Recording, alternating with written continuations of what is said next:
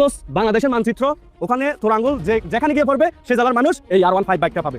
আচ্ছা না এটা কোনো কথা? হ্যাঁ আসলে চুপ বান্ধি কেন হবে না?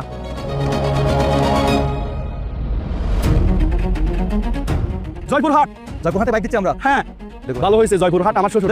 এরকম হবে না এটা। আমরা এরকম কোনো ইলজিক্যাল পদ্ধতিতে আমরা বাইকটা দিব না। আমরা এমন একটা পদ্ধতিতে বাইকটা দিব, একটা ডিজিটাল মাধ্যমে সার্বজনীন স্বীকৃত একটা পদ্ধতিতে আমরা এই বাইকটা দিব। এভাবে হাত আসি দিলাম, এখানে দিলাম, এই জেলা মানুষ বাইক দিয়ে দেবে, এটা আমি বলছি। দর্শক আপনারা এই কথাগুলোতে বিভ্রান্ত হবে না। আমি এইভাবে বাইক দিব না। আপনারা এই ভিডিওটা সম্পূর্ণ দেখতে থাকেন, তাহলে আমি আপনাদেরকে বলে দিচ্ছি যে কিভাবে আমরা সিলেকশন করতেছি আমাদের উইনার R15M।